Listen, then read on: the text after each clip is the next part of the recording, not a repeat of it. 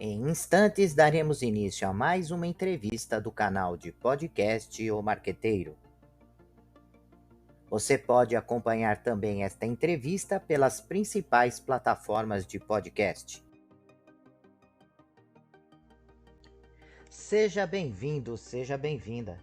Você está no canal de podcast O Marqueteiro. O tema é Marketing do Bem-Estar. Como utilizar estratégias saudáveis e sustentáveis para obter maior conexão com os consumidores. Para tratar desse tema, o nosso convidado é Tércio Vitor de Lima, que é economista comportamental, estrategista de vida, carreira e negócios, especialista em alta performance em marketing, professor, escritor, coach e mentor. Olá, ouvintes do canal de podcast O Marqueteiro. Hoje nós vamos falar sobre marketing do bem-estar. Como utilizar estratégias saudáveis e sustentáveis para obter uma maior conexão com os consumidores.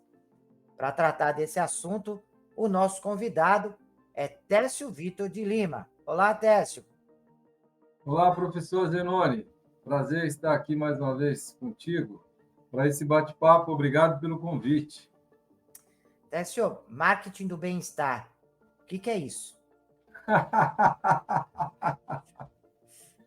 Para eu explicar o que é o marketing do bem-estar, eu preciso de um background aí, né? Para poder contextualizar. Então vamos lá. É atribuído ao exército americano, sobretudo após a Guerra do Vietnã, ao termo VUCA, que já traduzido, né, de uma forma literal, é volátil, incerto, complexo e ambíguo. Com a pandemia da Covid-19, esse termo mudou de VUCA para BANI, que é frágil, ansioso, não linear e incompreensível. Eu diria que não houve uma substituição de termos, mas houve uma fusão, né? Hoje o mundo ele continua volátil, ele é incerto, ele é complexo, ele é ambíguo, ele é frágil, ele é ansioso, não linear e incompreensível. Esse composto todo tem gerado na humanidade um tremendo mal-estar. Existe um grito latente na sociedade pelo bem-estar. E é nesse cenário que surge aí o marketing do bem-estar, não é? O marketing do bem-estar, ele é uma dimensão do marketing, se a gente entender o marketing como um processo gerencial sistêmico, então o marketing do bem-estar, ele é uma dimensão do marketing com foco no bem-estar. São as técnicas e as ferramentas do marketing com estratégias de qualidade de vida na pauta organizacional.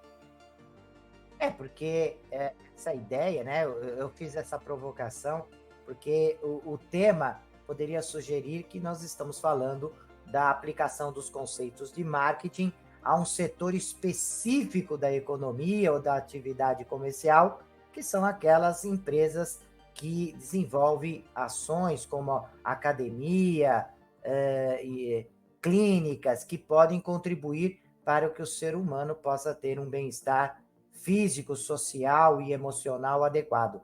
Mas, na verdade, essa ideia do marketing de bem-estar não é exatamente isso. Ela é aplicada a todo e qualquer tipo de organização que procura se aproximar do consumidor no sentido de deixar ele mais feliz, mais contente, mais alegre, né, mais pleno na relação comercial. Não é isso, Otécio? E mais engajado com a marca e convertendo mais em negócios, né? Eu tenho uma pesquisa aqui também da McKinsey, foi feita em 2020, ano passado, 79% dos entrevistados, eles priorizam essa questão do bem-estar na hora de escolher marcas e produtos. E 42% eles querem só fazer negócios com marcas e produtos que estejam engajados com essa questão do bem-estar, né? E as marcas hoje elas estão atribuindo a esse pacote do bem-estar as questões da saúde física, da saúde mental e de práticas sustentáveis, né? Só que você comentou algo aí que eu acho bastante significativo. O mercado ele é constituído de indivíduos e eu fiz aqui um background inicial dizendo que o mundo hoje há um clamor pelo bem-estar. Na minha percepção, e como eu sou o homem dos gaps, da identificação dos gaps, eu vejo que nesse processo ele há um gap também que precisa ser atentado pelas marcas e pelas empresas em geral. Porque o ser humano ele não é apenas constituído de corpo, matéria e de mente, e da psique. Então eu vou me remeter à sabedoria grega para explicar um pouco isso aí e trazer um incremento que complementa esse gap. Por exemplo, os gregos eles têm 3 definições para a vida, né? Ele tem a vida tisoi, que é a vida espiritual, que eles chamam de vida tisoi no grego. Tem a vida psique, que está relacionado à mente, né? Que deu origem à ciência da psicologia. E tem a vida bios, que está relacionada ao corpo. Então, nós temos essas 3 macro áreas da vida que precisam ser exercitadas em igual medida para que haja um equilíbrio e traga esse bem-estar tão esperado, né? Você não consegue ter uma boa saúde física se você não tiver uma saúde mental. De igual modo, você não consegue ter uma saúde mental se você não tiver uma saúde espiritual. E quando eu falo de espiritual, eu estou despojado de qualquer conotação religiosa. Embora eu respeite todas, mas eu estou falando de espiritualidade. Estou falando de práticas e ações práticas que as empresas podem implantar dentro das suas instalações para que favoreçam o exercício da prática espiritual, da prática mental, e de saúde mental e da prática de saúde física para seus colaboradores. Juntando isso com as ações sustentáveis, isso é percebido pelos consumidores. E eles estão propensos a fazer negócio com empresas que têm essa autenticidade.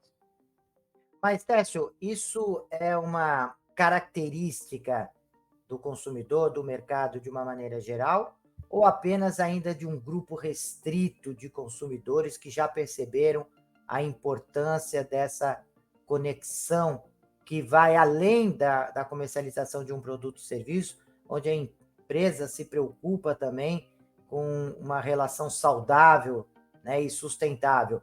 Isso é específico de um grupo de consumidores, ou você já percebe que, de uma maneira geral, é um comportamento de mercado? Sim, eu percebo que é um comportamento de mercado porque eu trago aqui, inclusive, dados de pesquisa recente, né? Na pesquisa, aponta que quase a metade dos entrevistados, e aí foi uma pesquisa de amostragem geral, né? Dá um panorama bem preciso de mercado. Tira essa conotação de um grupo específico de pessoas, mas apresenta o mercado em geral. Então, há quase que a metade desses entrevistados só estão propensos a fazer negócio com marcas que tenham políticas de bem-estar, tanto dentro das instalações como fora das instalações. Aí você vai me perguntar, talvez, mas como é que o mercado, o consumidor, percebe isso? Por conta da automação e das ferramentas de tecnologia, eles conseguem perceber isso facilmente. E hoje, o consumidor ele não precisa necessariamente consumir um produto ou serviço para ter uma boa ou ruim experiência em relação a isso. Então, ele se relaciona em grupos, nas redes sociais, em várias comunidades, e ele está atento ao que os amigos falam, ao que os parentes falam. Por exemplo, essa empresa, ela tem um discurso, uma mensagem de que ela tem práticas sustentáveis, de que ela tem práticas de saúde física e de saúde mental para os funcionários, só que ela conhece alguém, a amiga dela, um parente dela, que trabalha nessa empresa e não vê isso. Sente essa opressão num clima organizacional, né? Isso é refletido. Então, ela sai disparando no grupo. Ó. Eu não estou propensa a fazer negócio com essa empresa. Essa empresa diz isso, isso e isso, mas, na verdade, isso não acontece, porque eu tenho um parente, eu tenho um amigo que trabalha lá. Além de eu não consumir o produto dessa empresa, eu ainda disparo nas minhas redes, né, propaganda negativa. Eu sou uma mídia negativa dessa empresa. Então, a empresa precisa ficar muito atenta a isso e ser coerente com as ações internas e externas nesse sentido. O que você está colocando é muito importante. Primeiro que você está falando de algo que tem que ser legítimo, né? Tem que ter legitimidade.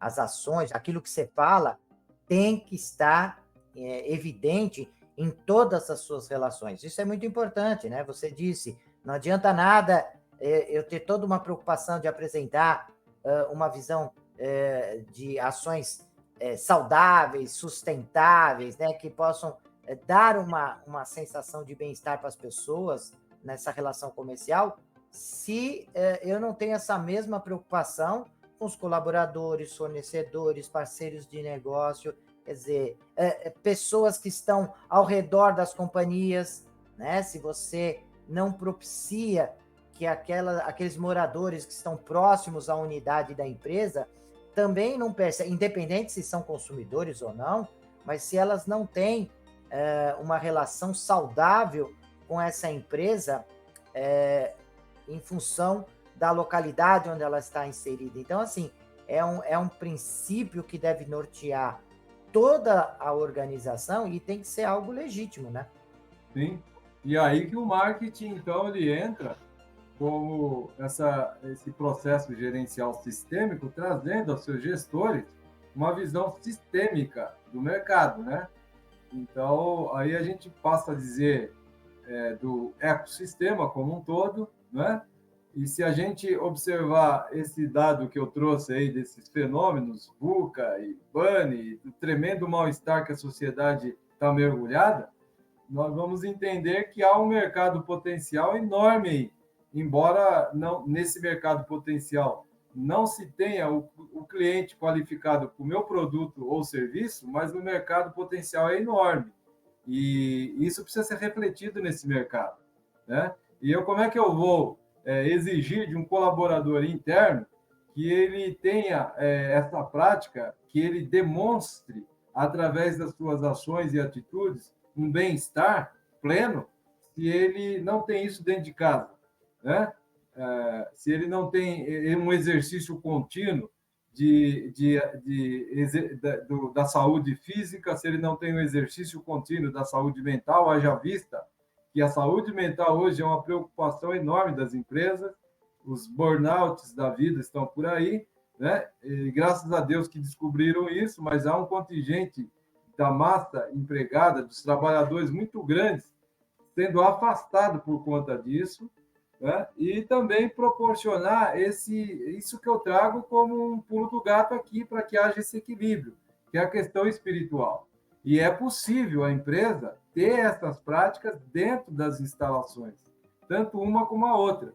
Se houver tempo e houver necessidade, eu posso até citar aqui algumas ações práticas que elas podem fazer para manter a sua equipe de colaboradores saudáveis, e isso vai refletir no atendimento e na qualidade do atendimento que ele dá para o cliente, para o consumidor, e percebido pelo consumidor.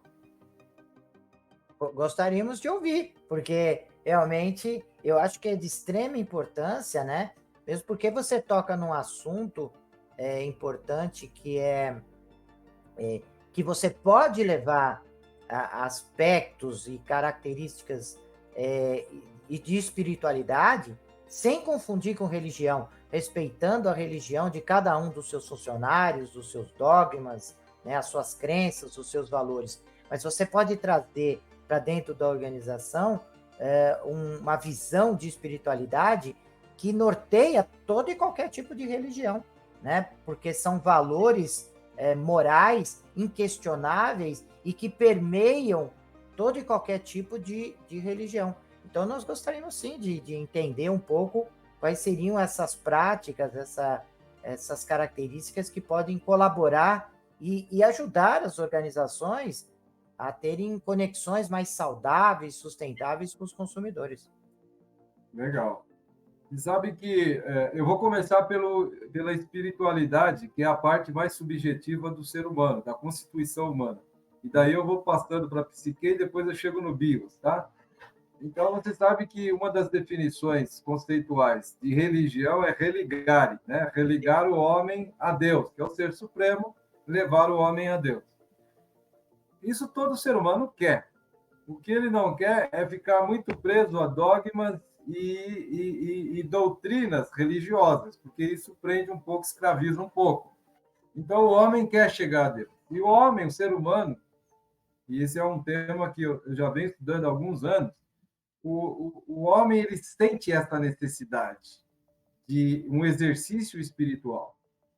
E eu vejo com bons olhos na perspectiva mercadológica, porque o mercado está enxergando, em alguma medida, isso. Haja vista que hoje a gente já tem até estilo ou tipo de liderança típico para isso. Hoje está muito em alta a liderança espiritual. Mas aí há um assunto muito complexo, um assunto muito desafiador, porque ele mexe com fé, e não apenas com crença, mexe com fé. Fé é um alicerce profundo do ser humano. Por isso que eu respeito todas as religiões e tenho muito cuidado de falar disso para eu não ferir a fé da pessoa. Porque se você fere a fé de um ser humano, você acaba ruindo com a estrutura que ele tem. E isso é muito complicado. Então, a gente tem que ter muito cuidado. Mas vamos falar aqui de algo que está na pauta do dia e que ele é intrinsecamente ligado à religiosidade. E fica mais fácil isso. Por exemplo, a empatia está ligada à espiritualidade, a gratidão está ligada à espiritualidade, o perdão está ligado à espiritualidade. Não é?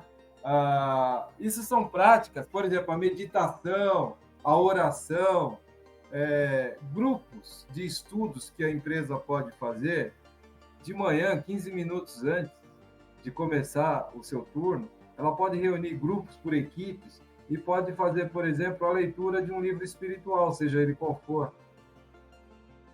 Após a leitura, cada pessoa do grupo, cada membro do grupo, lê uma frase, um parágrafo, e depois deixa os 5 minutos finais para esse membro compartilhar o seu sentimento em relação, espontaneamente, organicamente. Quem foi tocado com essa leitura, quem falou fundo no coração, quem teve esse sentimento muito forte, compartilha com o grupo.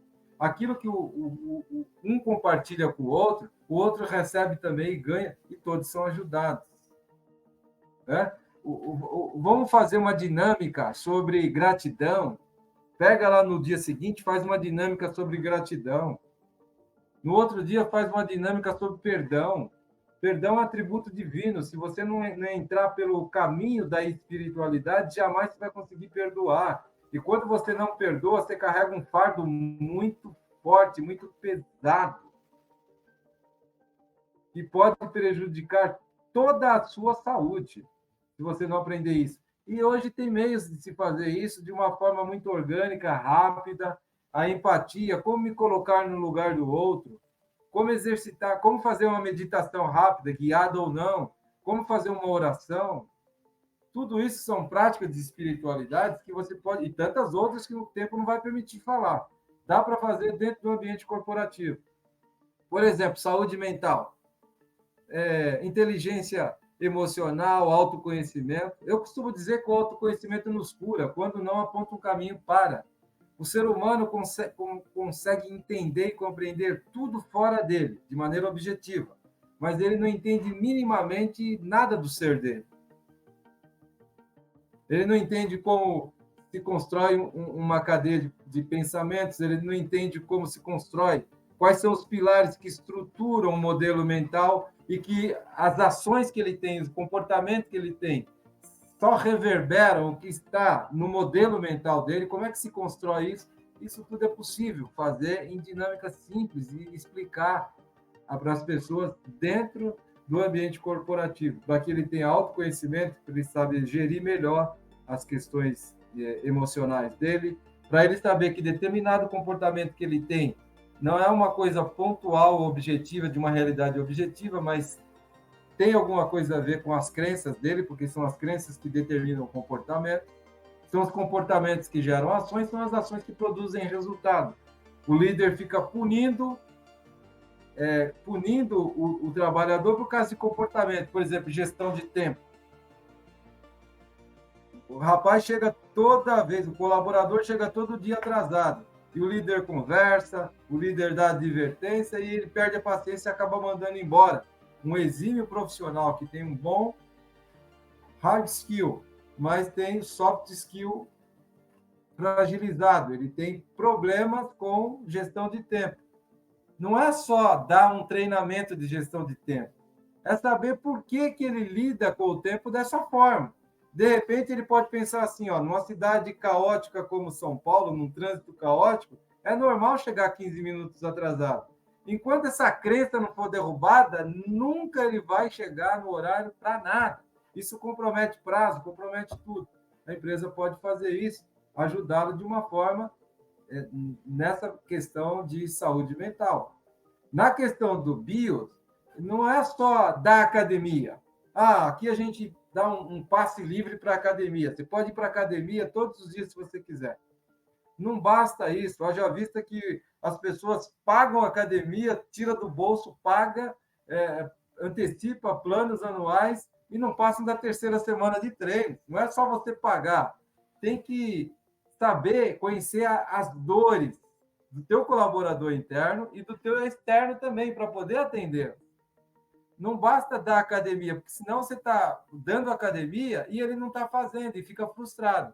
Tem que entender se ele, de fato, o ambiente academia é agradável para ele, se ele não gosta ou por que ele não gosta. De repente, ele treina melhor lá no salão da empresa com os amigos da empresa. Às vezes, sente vergonha de ir para a academia. Né? Às vezes tem indisposição, tem preguiça, na maioria das vezes. Então, não basta só isso. Tem que fazer um trabalho pontual para sanar, curar a dor do colaborador. Quando isso acontece, então, você está proporcionando a ele um bem-estar pleno, ele vai se sentir mais feliz e realizado em tudo aquilo que ele faz. E você tocou a sua fala, eu fiquei aqui, né, pensando e bate exatamente com o que eu penso, a forma que eu sempre me incomodou bastante, Técio, o fato de que nós ouvimos desde criança dizendo, olha, não se pode discutir ou conversar sobre política, religião e futebol.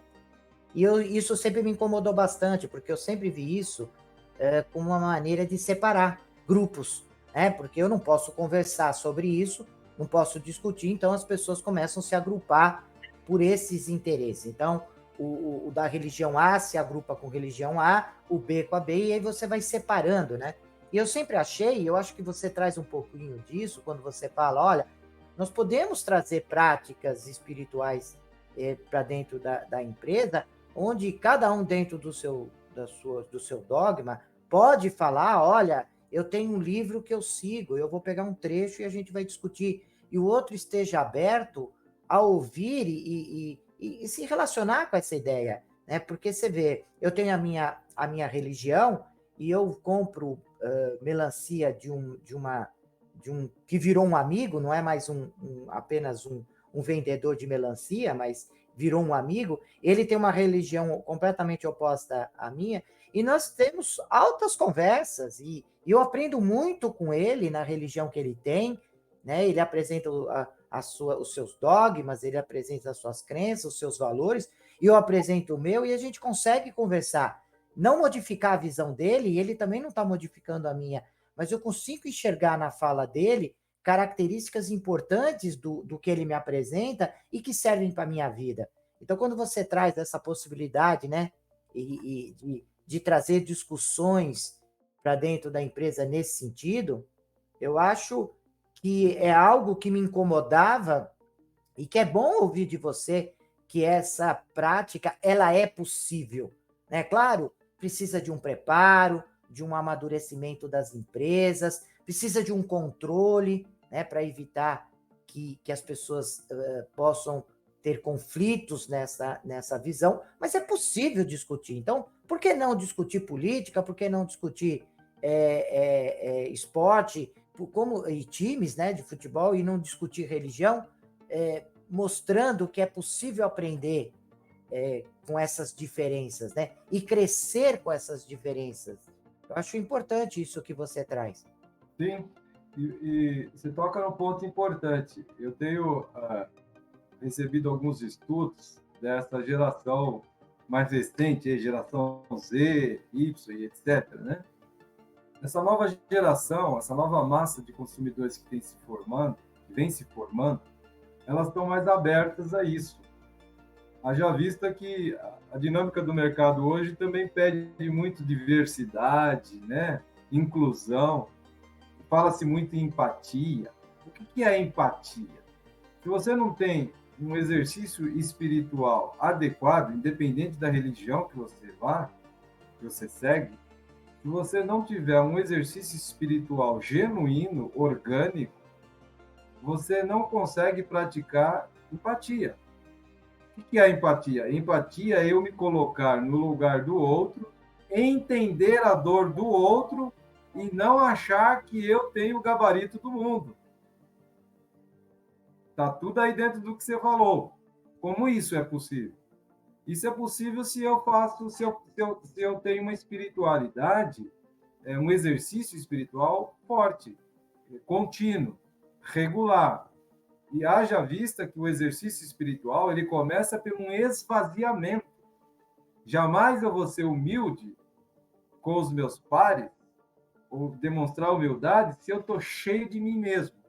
A minha religião é melhor, meu time é melhor, meu candidato é melhor. E a gente viu muito isso aí nessa polaridade política. Sim. Aí E que o que vem a foi semeado intolerância, nisso tudo? O e que que foi chega a semeado intolerância, né? que foi semeado nisso tudo e o que isso tudo ficou no inconsciente coletivo, o ódio, a revolta, não é? Então, a gente precisa desse exercício. E agora, nós, como seres humanos, a gente foi educado, sempre desde criança, numa religião. Mas, na perspectiva do marketing, do bem-estar, se você busca conhecer as dores do mercado e as dores dos seus colaboradores, ou seja, dos seus clientes externos e dos seus clientes internos, a empresa vai criar ações que possam curar essa dor. Não é? Então, se você utilizar as ferramentas certas para identificar essa dor, você vai perceber que lá no fundo, no mais íntimo de cada colaborador e de cada cliente, eles não estão a fim de defender uma religião e nem estão buscando uma religião. O que eles buscam mesmo é um exercício espiritual. Eles sentem essa carência. Sim. E se eu sou uma empresa que apresento isso, será bem-vindo.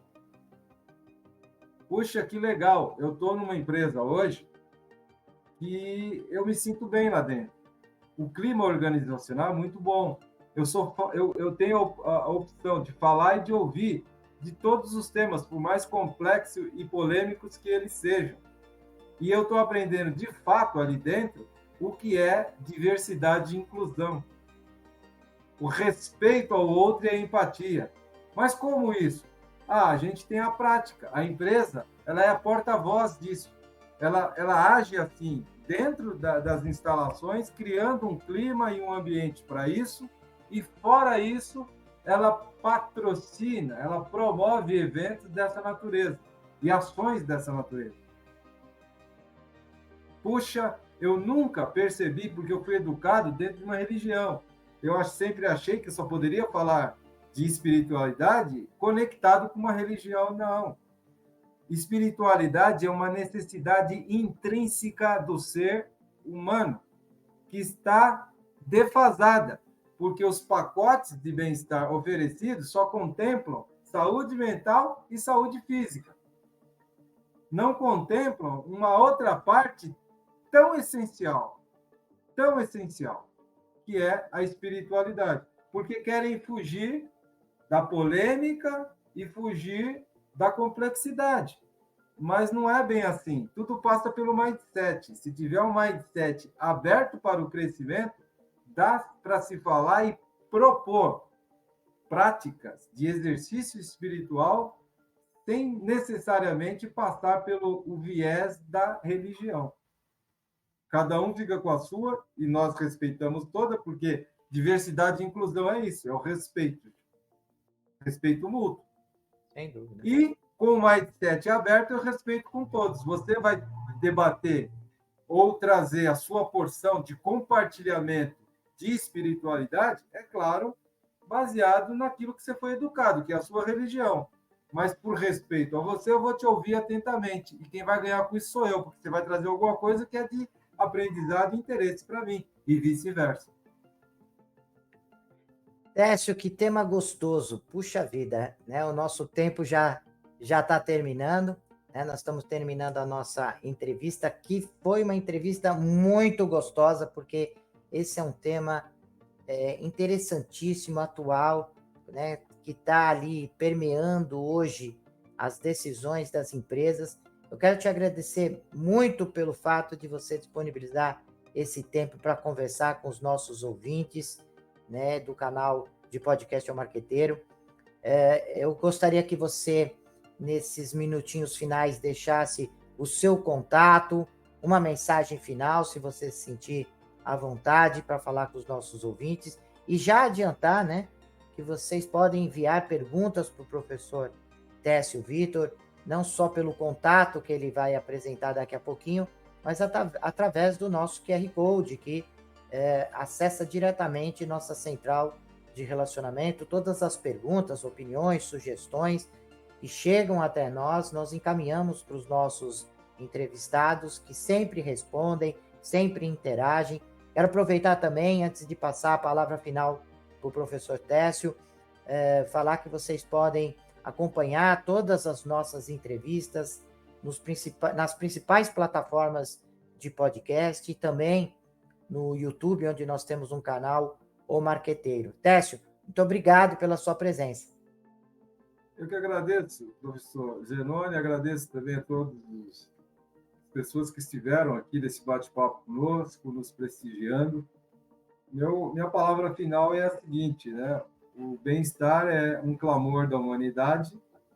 Talvez eu tenha trazido uma reflexão, uma luz para você nesse sentido, e você vai perceber que o que talvez esteja em disfunção na sua vida seja esse equilíbrio entre essas 3 macro-áreas da vida, né? Que nós precisamos exercitá-la de igual modo. Eu descobri isso há 30 anos atrás e faço isso todos os dias ininterruptamente. E me considero já, no auge das minhas 6 décadas, uma pessoa que tem esse bem-estar proposto aí, né? E esse é o equilíbrio, tá? Não há crescimento físico se não houver um desenvolvimento mental. Não há crescimento mental psicológico se não houver um desenvolvimento espiritual. Então, o equilíbrio e o ajuste na nossa vida, que traz o bem-estar pleno e que nos torna realizados, é a questão do exercício contínuo e diário de igual modo dessas 3 macro-áreas da nossa vida. E tem muita coisa para falar sobre isso, é claro que aqui o tempo não nos permite, mas eu coloco à disposição os meus contatos aí através do Instagram, né, que é @TércioVitor, Tércio com o C e Vitor sem o C, e lá na bio do Instagram você tem um link que clicando lá você me acha em todas as redes sociais que eu estou. Obrigado mais uma vez, Técio, por esse carinho com o canal, por disponibilizar seu tempo, e prezados ouvintes, até o nosso próximo podcast. Até lá. O podcast O Marqueteiro é um canal de entrevistas e reflexões sobre conceitos, estratégias e práticas do marketing moderno. De forma descontraída e objetiva, o canal traz conceitos do marketing moderno através de especialistas conceituados que trazem as visões práticas e teóricas. O canal foi criado para auxiliar gestores, pesquisadores e estudantes no aprendizado de estratégias e técnicas de marketing aplicadas ao mercado competitivo. Deixe seus comentários, sugestões e opiniões, e aproveite e se inscreva no canal.